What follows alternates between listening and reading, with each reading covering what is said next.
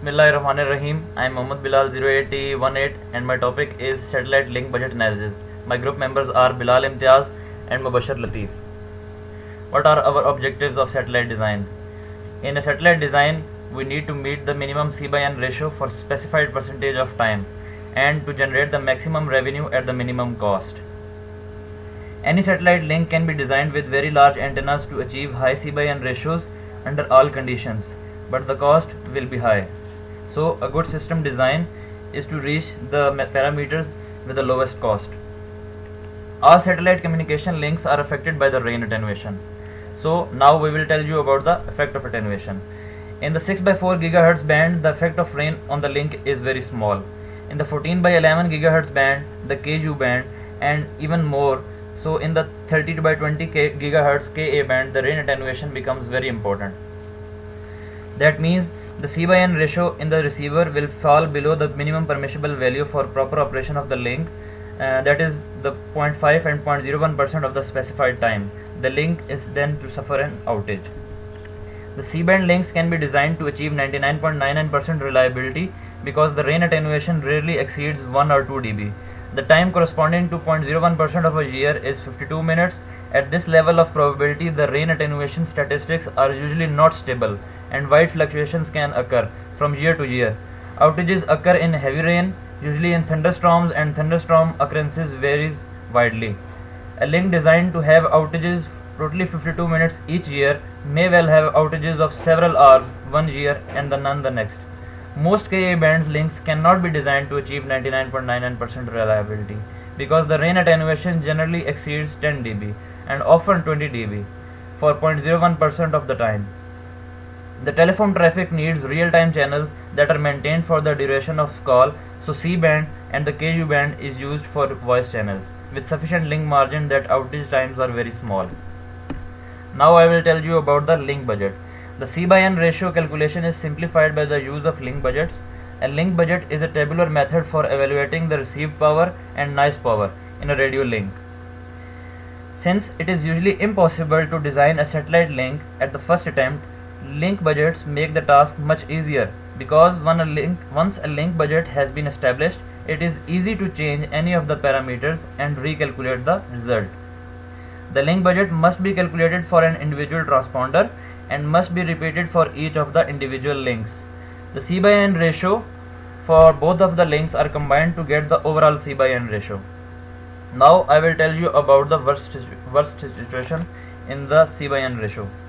In the worst case, the link budgets are calculated usually for the worst case with the lowest C/N ratio, including the factors: an earth station located at the edge of the satellite coverage zone, maximum path length from the satellite to the earth station, and the low elevation angle of the earth station.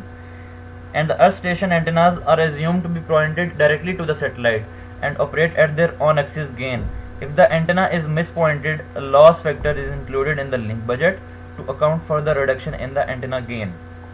Now we will calculate the C/N ratio for a single link for C-band downlink using a global beam on a geosatellite and a 9-meter earth station antenna.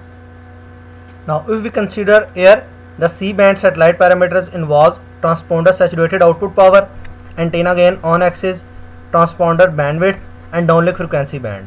And for signal we have the following parameters: FM/TV analog signal, FM/TV signal bandwidth, minimum permitted overall CN in receiver. And the receiving C-band earth station has the following parameters: downlink frequency, antenna gain on axis, receiver IF bandwidth, receiving system noise temperature. And in front of the columns we have the values of these parameters.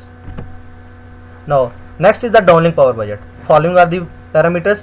First one is the satellite transponder output power, second is the transponder output back off, satellite antenna gain on axis, earth station antenna on gain, free space path loss at 4 GHz, edge of beam loss for satellite antenna, clear air atmosphere loss, and at the end receive power at the earth station. Now these are the constants, few constants. First one is the K, which is Boltzmann constant. Second is the system noise temperature, noise bandwidth, and at the end receive noise power. Now in order to calculate the carrier to noise ratio, we have to subtract the receiver noise power from the transmitted power, and the answer will be 16 dB. Now the calculation of the downlink budget in the case of rain will depend on the following factors. The first of the factor is receive power at earth station in clear air. The second one is the air attenuation. The third one is the receive power at earth station in the rain. The fourth one is the receive noise power in clear air. The fifth one is the increase in noise temperature due to the rain. The sixth one is the receive noise power in the rain, and their values are given in front of them. The CN ratio in the receiver in the case of rain will be calculated by the following formula, which is the P rain minus the N rain, and the result will be 12.7 dB. Now, equation for calculation. The calculation of carrier to noise ratio in satellite link is based on the two equations for receive noise power and receive signal power. For the receive power of signal, we will calculate it by the formula P is equal to EIRP plus gain minus all the losses. The receiving terminal with the noise temperature T Kelvin and a noise bandwidth Bn Hertz has a noise power Pn referred to the output terminals of the antenna, and this formula will be Pn is equal to K into Ts into Bn watts.